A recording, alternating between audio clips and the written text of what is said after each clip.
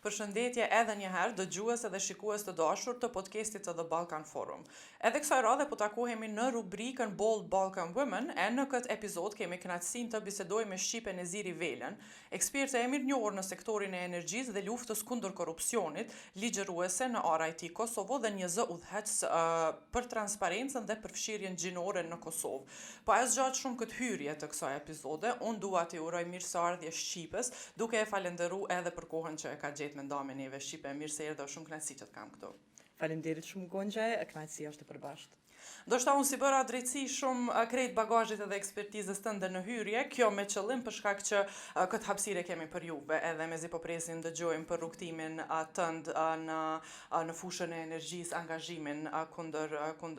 angazhimin në luftën kundër korrupsionit faktikisht, e kjo na ndihmon me kuptu pak tu ndamenive të rrugtimin tënd në formimin profesional edhe krijimin e krejt kësaj ekspertize.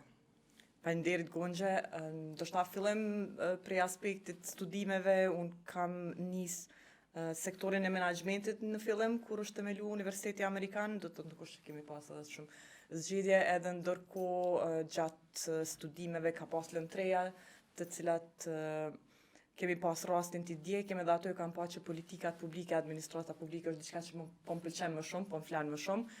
Andaj edhe pas përfundimit studimeve kam marrë bursën Erasmus Mundus, edhe kam qenë një vit në Universitetin e Yorkut në Angli, ku jam fokusu në ndërlidhjen e drejtave të njerëzit, drejtës ndërkombëtare, humanitare edhe politikave publike, ndërsa vitin e dytë në Central European University në Universitetin Qendror të Evropës, në atë kohë ishte ende në Budapest, kam vendosur që t'i jap një kohë pak tjetër politikave publike dhe jam fokusuar më shumë në sektorin e energjisë. Para se të vazhdoj studimet, unë punën e parë kam nisë si gazetare në RTK, kam qenë ende në shkollë të mesme. Ajo dëshira e madhe për të pa, do të thotë ne si fëmijë që jemi rritë të 10-tat edhe 90-tat, në momentin kur gjatë luftës u dëbuam, ishim refugjat në Shqipëri, edhe po ishin kështu televizionet ku flitej shqip, do thot pa ndonjë frikë që i kishim ne më herët, ishte atëherë më kujtohet s'po i përmend tash rand radiot dhe televizionet, mirë po ato e pata shumë kështu një dëshirë që kur të kthehem të punoj në televizion. U ktheva, fillova punën aty, kam qenë gati 4 vjet. Në fillim më shumë në programin e trinjve, pastaj jam fokusuar më shumë në emision cili ka pas të bëjë më shumë në sektorin e kinematografisë. Pas 4 vjetëve pash është diçka, ka qenë një dëshirë, mirë po më shumë e momentit, edhe vendosa që karrierën të vazhdoj më shumë në menaxhim projekteve. Pata kyç atëherë në fillim me një projekt USAID-it, pastaj pas asaj vazhdoj me Bankën Botërore, kam qenë tani një afërsisht 6 vjet me UNDP-n, kam menaxhuar disa programe të ndryshme, programin më të madh që kam menaxhuar ka qenë në fushën e kundër korrupsionit. Pas asaj kam punu këtu në ambasadë amerikane për Departamentin e Shtetit, në hartimin edhe monitorimin e 2 prej programeve më të mëdha që kanë qenë investim në sektorin e energjisë, dikun rreth 300 milion, që njihet si programi Threshold dhe Compact. Edhe tash së voni ka një vit që punoj për shoqatën e shteteve që njihet si Extractive Industries Transparency Initiative, apo iniciativa për transparencë e shteteve që kanë do të thotë pasuri të madhe në fushën e industrisë nxjerrëse. Paralelisht ligjëroj në Universitet Amerikan, i kam pas disa lanë, mirë për lanën kryesore që i ligjëroj është politikat publike në sektorin e energjisë tash 8 vjet. Po, e përmende përvojën tënde në luftën kundër korrupsionit ose përvojën antikorrupsion. Po i them kështu, edhe njëkohësisht këtë zërin e barazisë sa i përket grave në energji edhe në minjera. Qysh ndërlidhet kjo për krejt ata që janë duke na ndjek, sepse më herët para se ta fillojmë bisedën e përmend edhe një ndërlidhje interesante edhe një këndvështrim më ndryshe se që jemi mësuar më parë. Po, tash do të thotë më herët sektori i kundër korrupsionit është pa më shumë si një sektor që është do të thotë luftimi i korrupsionit, Po. jo aq shumë në aspekti i parandalimit. Luftimi i korrupsionit dihet mirë filli, do të thotë kemi policinë, gjykatat, prokurorinë etj. etj. Mirë po investimi më i madh apo puna kryesore që duhet bëhet është zakonisht në parandalim. Edhe këtu ka qenë edhe fokusi më i madh i punës, këtu edhe do të thotë duke e menaxhu programin edhe vetë kam mësu shumë.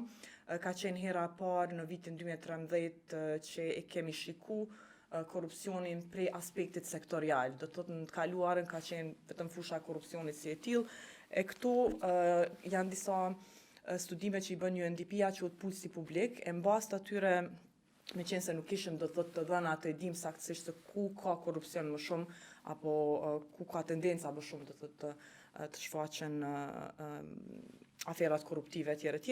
E patëm përdor pulsin publik të masim do të shohim opinioni publik ku mendojnë që ka më shumë korrupsion. Edhe patën qenë 3 sektore. Kjo do të thotë fillim po flasim 2012-2013. Sektori shëndetësisë, sektori i arsimit, edhe sektori tretë ka qenë sektori do të thotë i energjisë.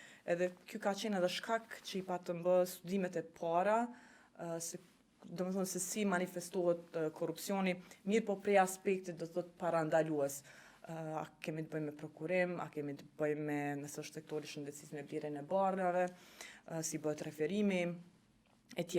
Edhe këtu për herë të parë fokusin domethënë e kam pas edhe në sektorin e energjisë, ku na ka rrotë të bisedojmë me institucionet ndryshme prej Ministrisë së Ekonomisë në atë kohë, për shkak se Ministria e Ekonomisë do të mbulon sektorin e energjisë, me Komisionin e Pavarur për Minjera Minerale, zyrën e rregullatorit të energjisë. Mirë po, edhe në atë kohë ka qenë diçka e re dhe mbaj mend takimin e parë që kemi mbajt me Ministrinë e Ekonomisë. Do të ishin ardhur krejt drejtorat e departamenteve dhe do të ishte keq kuptuar qëllimi i takimit. Ne kishim ardhur të flasim rreth gjeturave dhe mënyrën se si do të mund të adresohet korrupsioni, për shembull duke i përforcuar proceset e prokurimit, trajnimi edhe do të thotë ndërgjegjësimi se çka do të thotë korrupsion. Këto dhuratat etj. Edhe do të thotë ishte keq kuptuar dhe mendoni se ne jemi një lloj auditori. Po. Edhe do të thotë kjo ka qenë piknisja edhe e diskutimit edhe do të mundohemi të sqarojmë se çka konkretisht ka qenë roli i do të thotë aspektit të parandalimit. Prej atëherë tash do të thotë bashkë me këtë organizatën ku punoj, tash tamam e shoh se si do të bëhet kjo në praktik. Shoqata i ka dikon rreth 55 shtete, kryesisht janë prej Amerikës Latine, Afrikës, Azisë, do të thotë prej mbar botës. Po. Prej kësaj pjesë të Evropës vetëm Shqipëria është anëtare për momentin. Mirë po është një përvojë shumë e mirë sepse shet do të thotë si janë praktikat, edhe si janë do të thotë si ndikojnë zhvillimet e ndryshme gjeopolitike në këto shtete në marrjen e vendimeve apo nganjëherë edhe ka do të thotë në raste kur ndërrohet qeveria dhe thjesht kthehet krejt ky proces prapa për të keq. Sa i përket aspektit sa ndërlidhet do të thotë aspekti i përfshirjes gjinore, sektori i energjisë është domethënë një prej sektoreve ku ka më së pakti diversitet në mbar botën, diku 20-25% e fuqisë punëtore. Në Kosovë ndoshta është pak më shumë vrehët, mirë po nuk ka dhëna të sakta. Nëse lexon studime, për shembull Agjencinë për Statistika jepet një 9% që mirë po nuk dihet saktësisht çka nuk kupton kjo 9%, apo flasin për administratë publike, apo flasin për OJQ, apo flasin për sektorin e arsimit, organizata zhvillimore etj. Mund të themi që është 90%. Sektori minerar është shumë keq, do të thotë është diku nën 1%, andaj edhe si rezultat do të thotë sepse nuk është që nuk ka gra e vajza që janë sektorit apo vajza që kanë dëshirë me studiu, mirë po për shkak që tradicionalisht sektori ka qenë i dominuar prej meshkujve, edhe ka ndiku do të thotë që edhe gjeneratat e reja mos me pa shumë vetën në sektor, sepse nuk i do të thotë si që quajmë role models apo nuk ishe drejtorin, që po thënë, drejtor të Kekut apo të Kostit apo të këtyre institucioneve që janë që ka aq shumë diversitet.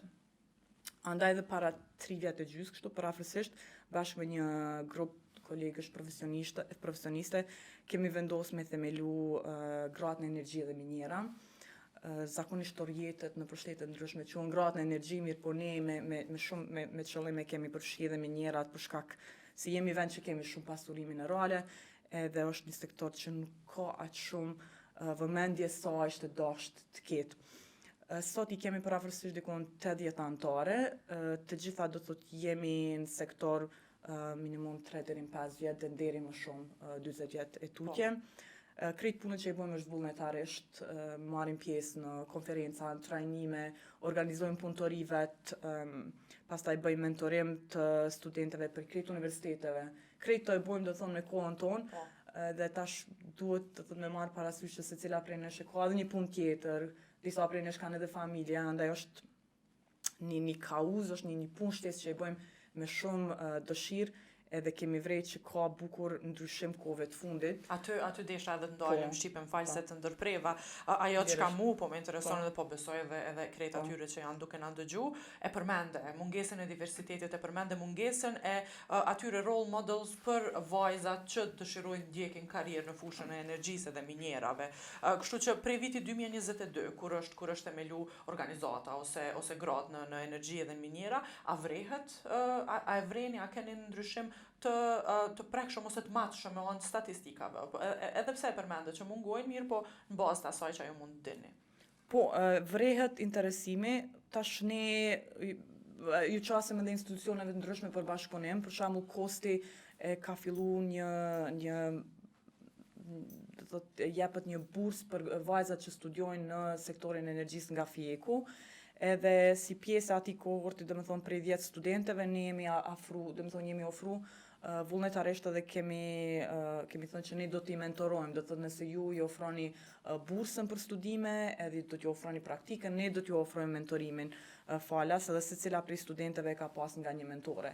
Tash mentorit vinë prej sektoreve të ndryshme, për shembull e ke dikën prej Ministrisë Ekonomisë, dikën dhe ke prej ZRE-s, dikën dhe ke prej një OJC-e, prej presidencës, prej organizatave ndryshme zhvillimore, edhe kjo ta jep edhe një perspektiv tjetër, do të thotë që secila e kemi një përvojë pak më ndryshe, megjithatë qëllimi kryesor është që atyre m'ju tregu rrëfimin ton, jo me ja u tregu rrugën do e mos, sepse në fund ditës secila prej tyre e vendosa që i përshtatet më shumë, mirë po me i tregu se në për çka kemi kalu, dhe të cilat kanë qenë barierat, mënyra se si jemi përballë me to, mirë po çka është kryesore është cilat janë mundësit. Edhe si ne shpesh bëhemi edhe si urlidhse në mes të punëdhënësve edhe studentëve, nëse për shembull ndonjëra shpreh interesimin të ketë përvojë pune në sektor privat, atëherë kemi anëtare cilat i drejtojnë bizneset, janë shumë të pakta, domethënë gratë që studiojnë bizneset në sektorin e energjisë, edhe bëjmë aturën lidhse edhe menjëherë kanë, do të thotë krahas studimeve mund ta bëjnë edhe përvojën praktike. Prap numra do të thotë konkretisht nuk kam, se sa do të thotë mund të ketë ndikim, mirë po vrehet një ndryshim, vrehet një interesim më i madh, diçka që është shumë e mirë në aspektin e sidomos studimeve. Universiteti Amerikan do thotë para 6 vjetëve, tash faktikisht po bën 7, për herë të parë kemi inicu, është një deg që japet, domethënë është fokusi tamam për sektorin e energjisë, mirë po nga aspekti i politikave publike. Edhe prej si e kemi themelu, gjithmonë i kemi 60 deri në 70% janë vajza që kanë interesim të studiojnë. E tash duke marrë parasysh që është një fush krasi, do të thotë nuk është aq fush që njohem shumë, sepse në të kaluarën energjia është asociu shumë me inxhinierinë. E tash do të thotë kemi komplet një gamë tjetër, po është një ndryshim pozitiv. Pa dyshim edhe nga krejt kjo që po ndonë me neve vrehet, edhe nëse nuk kemi numra të sakt. si e përmende pak a shumë mirë, po më intereson interesimi i institucioneve në Kosovë kur ka fillu kjo nisma e grave në energji edhe në minjera. A ka ndonjë histori suksesi që mundeni me nda me neve? Po, ne do të thotë iniciativat nuk janë vetëm tona, ne zakonisht çfarë synojmë të bëjmë është edhe në iniciativat apo në punët të cilat përfshihen anëtarët tona t'ju bëjmë do të thotë vizibilitet, kjo shprehja që po përdoret, do të ketë pak më shumë informat për shkak se mediat kanë një rol kryesor që ta ndryshojnë këtë paragjykim. Tash çdo muaj ne I bëjmë përmbledhjen e aktiviteteve, për shembull në rrjetet sociale dhe ata të cilët nuk kanë rast të na përcjellin rregullisht. Mirë po një herë në vit, zakonisht e mbajmë një ngjarje edhe tregojmë këto janë të arriturat tona, kaq kemi punu, për shembull vjeti kemi pas dikon një minimum 50 konferenca vendore, rajonale, globale që kemi marrë pjesë, disa programe mentorimi. Jo vetëm këto, po ne jemi edhe mentore në rrjetet globale, do të thotë grave që janë në tranzicionin e energjisë. Jemi antarësu në është iniciativa ndërkombëtare e grave në minjera, që I ka dikon rreth 22.000 antarë në krejt botën. Nikosisht jemi antarësu edhe në rrjetin global të grave në tranzicionin e energjisë, që është e bazuar në Vjenë. Pastaj këtu diçka çka është shumë e vlerë është që ne ftohemi t'jemi pjesë e grupeve punuese, për shembull kur bëhet hartimi I strategjisë për energji, ku japim kontributin ton. Nuk do të thotë kontributi të jetë domosdoshmërisht do të jetë kjo përqindje caktuar e vajzave apo grave të ketë diversitet, meqense kjo strategji për herë të parë ka, mirë po kontributi mund të jetë nga aspekti I eficiencës energjisë, nga aspekti I energjisë ripërtërishme, do të thotë sepse kemi ekspertizë të tillë dhe nuk është e mirë që të kufizohemi vetëm në aspektin e gjithëpërfshirjes, pastaj strategjia për minjera që po hartohet. Këto janë për mua ku ne drejt për drejt mund të kemi ndikimin në politikë bërje, e pastaj zbatimi politikave është përgjithësi kryesisht e institucioneve, mirë po dhe ne kemi rol aty. Nëpërmjet do të thotë mentorimit, nëpërmjet arsimimit, nëpërmjet organizimit punëtorive. Bashkëpunim shumë të mirë kemi pas me organizata të ndryshme, sidomos me një projekt USAID-it, cili fatkeqësisht u mbyll, edhe me UNDP-n e të tjerë do të thotë vetë ofrohen organizatat shumë ta kërkojnë bashkëpunim, prap po them ne krejt këtë e bëjmë baza vullnetare. Ka për shembull anëtare që hartojnë komplet një program për certifikim për panele solare.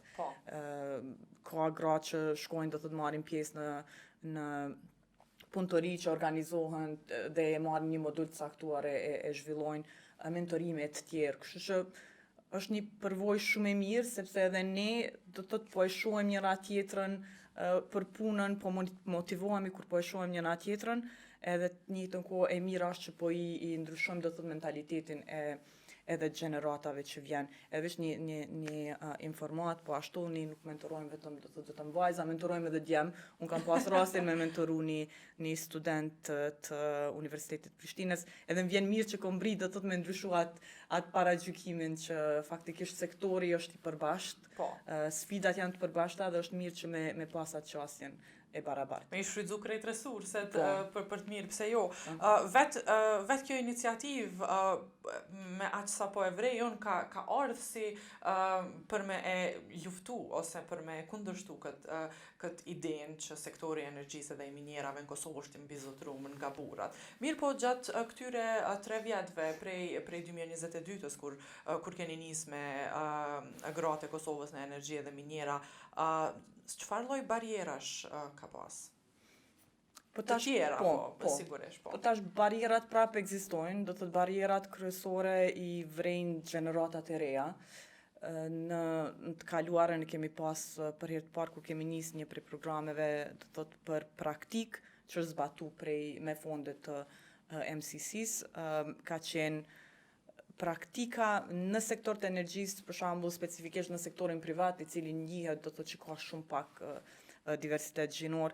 Edhe tash është një shembull që përmendi me lejen e personit cili ka qenë I përfshirë në intervistë, është një prej pronarëve të kompanive private edhe do të thotë gjitha të intervistuarat janë vajza, sepse ky ka qenë edhe synimi. edhe tash pronari i kompanisë thot vetëm me tregu para se me pranu këtë ofertë, do thotë në kompaninë tonë tash e 20 vjet, do thotë gjithë janë vetëm mashkuj, do thotë ne kur nuk kemi pas famën në zyre. Ndihësh komode, do thotë me ardhë, me punu me neve, ne jemi të shumë të hapun, vetëm po duhet me tregu se si është, do thotë si është realiteti. Pastaj sfida tjera kanë qenë një ish studente e imja, ajo e bëri temën e bachelorit, lidhur bashkë me sfida do të që përballen, edhe intervistoj edhe gratë cilat janë që një kohë gjatë në sektor, mirë po edhe ato që tash sapo kanë hy apo dëshirojnë të përfshihen. Edhe ka pas pyetje për shembull gjatë intervistimit që kanë qenë bukur, do të diskriminuese. Një prej pyetjeve ka qenë nëse për shembull dëshiron të punosh si elektriciste, si ndihesh nëse duhesh të ngjitesh në shtyllë, të shohin tjerë. Pyetjet e zakonshme kur ngriten çështjet e barazisë gjinore. Po, ose për shembull ka pas raste konkrete kur kompania e cila bën panele, do të thotë punon me panele solare, thotë që gjinia femërore zakonisht insistojnë që mos dalin, do të punojnë në këtë aspektin në terren, po vetëm kërkojnë të fokusohen të punojnë në menaxhim projekteve në administratë tjerë, do të punë që është brenda zyreve. Mirë po gjitha këto rrjedhin prej paragjykimeve që vijnë, paragjykimeve që nisin prej familjes, pastaj prej shoqërisë, se që disa punë nuk janë, do të thotë për femra, nuk janë për gra, edhe tani ato vetëm përforcohen stereotipet, edhe është bukur vështirë është me i ndryshu. Mirë, po besoj që me punën që e keni bo tash që do të vazhdoni padyshim po luftojnë këto stereotipe. Para se ta përmbyllim bisedën, edhe para se të marrim një mesazh frymëzues për krejt ato vajza edhe gra që po na ndjekin edhe që ndoshta e kanë këtë dyshimin pikërisht për shkak të këtyre çka na po flasim, kishim fol shkurtimisht edhe për nevojat urgjente tash për tash që po flasim për me i fuqizu gratë në sektorin e energjisë, çfarë politika do duhej të ndërmerreshin nëse mund të flasim kështu për një situatë dhe një ambient pune ideal. Ambient pune ideal pak vështirë me arrit. Utopike. Mirë po prap do të thotë përmenda strategjinë për energji që është dokumenti kryesor i politikë bërjes, cili për herë të parë, do të thonë, edhe megjithatë është një plan program 10 vjeçar, për herë të parë përmendet që duhet ketë diversitet, edhe të këtë 9% apo 10% të ngrisim rreth 25%, do të thotë ky është synimi deri 2030 e nitën. Mirë po që të arrihet deri aty, do të duhet të bën hapa të ndryshëm. Ka iniciativa të mira, për shembull është bursa që jepet tash prej mashtit, në momentin që vajzat dëshirojnë të studiojnë secilin prej fushave STEM, automatikisht marrin bursa. Pastaj siç e përmenda është bursa që jepet prej kostit, ka bursa që jepen zakonisht për studentë në përgjithësi edhe në Universitetin Amerikan. Po i përmendi këta dy për shkak se këto dyja zakonisht e kanë, do të thotë njëra inxhinierin, tjetra aspektin e politikave publike. Duhet, do të thotë që kompanitë brenda t'i lehtësojnë qasjen në trajnime, në zhvillim profesional të vajzave dhe grave, mirë po njëkohësisht edhe të jenë të barabartë në aspektin e do të vlerësimit profesional, sepse e di mirë fillit që kur bëhet promovimi, kjo nuk është diçka vetëm sektor të energjisë, por në gjitha sektoret, zakonisht do të promovohen më shumë mashkujt në krahasim të femrave. Ka aspekte pozitive, mirë po kemi shumë punë për të bërë. Edhe një e mirë një pozitive është që kemi do të thotë përsëri kemi një ministre të ekonomisë, kemi pas në të kaluarën faktikisht edhe dy, do të thotë ministrja e parë ka qenë Justina Shiroka Pula, në atë kohë ka qenë Ministria e Energjisë dhe Minjerave, por tash për fat keq janë shndruar në departamente brenda ministrisë. Po e përmbyllim Shqipe me një mesazh për krejt ato vajza edhe gra që tash kanë dyshime ose i ndal krejt kjo situatë, mungesë e diversitetit, mirë po mi tregu që të vazhdojnë tutje.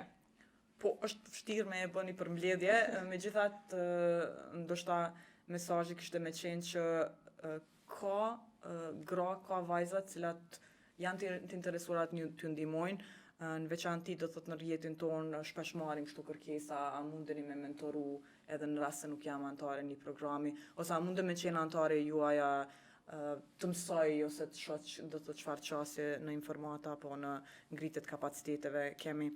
Do thot mesazhi im do të ishte spari familjet të mos i kufizojnë vajzat se çfarë dëshirojnë të studiojnë, nuk është diçka që vendoset shumë lehtë. Unë deri vonë do të nuk e kam gjetë veten se ku saktësisht dua të jem, mirë po nuk e kam pasur atë presionin e familjes që zgjedh një fushë caktuar.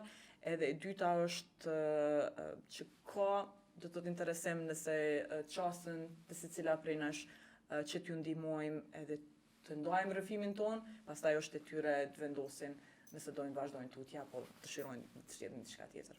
Patjetër, nga mungesa e role models, tash kemi role models nga ana juaj edhe në faqen e shoqatës, po i them, veç nëse hyn në kryefaqe, shembujt mirë, kështu që faleminderit Shqipe. Faleminderit Gonxha. Ishte shumë kënaqësi, faleminderit për kohën. Të nderuar shikues edhe dëgjues të podcastit ton, është fundi i kësaj bisede dhe kësaj epizode në Bold Balkan Women, e ne takohemi në epizodat e tjera. Deri atëherë, mirëmbëjtje.